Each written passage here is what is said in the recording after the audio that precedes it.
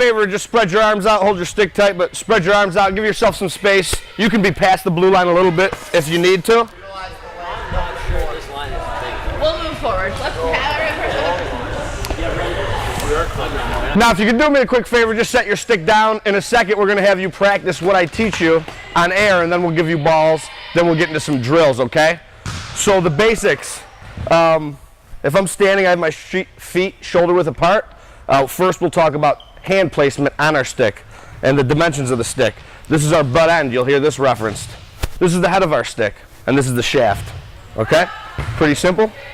When we start with our hand placement, this is our bottom hand that's closest to the butt end. I'm a lefty, so my right hand is going to be my bottom hand. My left hand, I'm a lefty, is going to be my top hand. So we want to start off hands shoulder width apart. If you've played before, you have a little bit of experience, this is a good hand placement for you.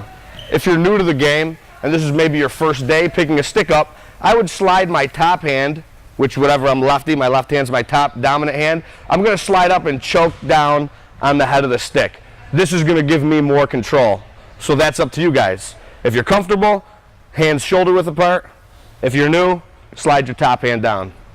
So that's our basic hand placement for the stick. Now when we go to get a ground ball, you want to stay low. We're going to use tennis balls for the sake of safety here today, but I'm going to demonstrate with a lacrosse ball. Now, when I come into a ground ball, I'm a lefty, I have my top hand choked up because I'm new and I'm uncomfortable a little bit. Got my bottom hand here. The trick here is you want to keep your hips and knees and butt low. My first step on the approach to the ground ball, I know we have some soccer people in here, it's very similar to the kick in soccer.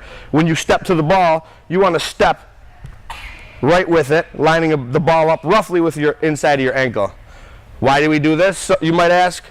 It's to protect the ball and your stick from the defense around you trying to get the ball. Because when you do get into a game situation, it's not going to be just you by yourself. There's going to be people trying to take that ball.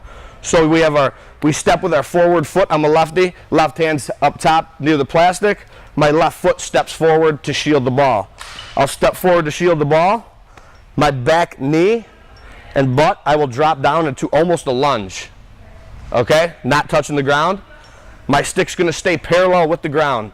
I'm not creating an angle with my back. I'm keeping it straight up, much like squat form, things like that. Chest up, eyes on the ball.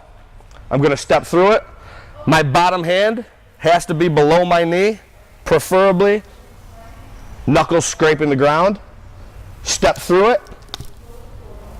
Step through, bring the stick to your face, and finish through.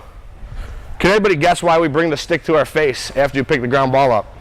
Anybody? If you leave it out here, they're going to smack your stick. It's going to get checked, yes. Also, it doesn't roll back out. You need to bring the head up so it doesn't roll up. Absolutely. We want to turn it perpendicular now to the ground. So we go from parallel to perpendicular. I'm in tight. Now the defense, I'm shielding the ball and my stick and protecting it with my body.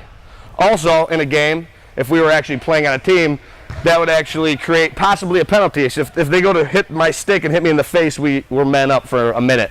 You don't have to worry about that in gym class. But just some food for thought if you like the sport and you go out for it. So real quick, we'll review one last time. If you guys want to pick your sticks up now, we'll do it on air. So if you imagine the ball's in front of you, you want to square your hips to it. So if you're a righty, you want to get your right foot forward, right hip facing that far wall. Imagine the ball's in front of you. With your forward dominant hand, step to the ball, cover the ball, drop the back knee, knuckles and stick parallel with the ground, scrape the knuckles on the ground, step through it, bring it to your face, run out about 2 to 3 steps.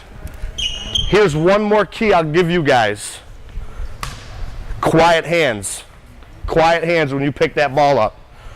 What that means is, I don't want to pick the ball up and do all this crazy cradling and stuff. You're going to lose the ball, it's going to get checked out. We want to simply pick it up, quiet hands to the face, bring it in tight, make your shoulders and arms big, and run away. Are there any questions? Why don't we try 2 scoops on air with your right hand, if you're a right-hander, and then switch to your opposite hand for 2. So line up, square up if you're righties.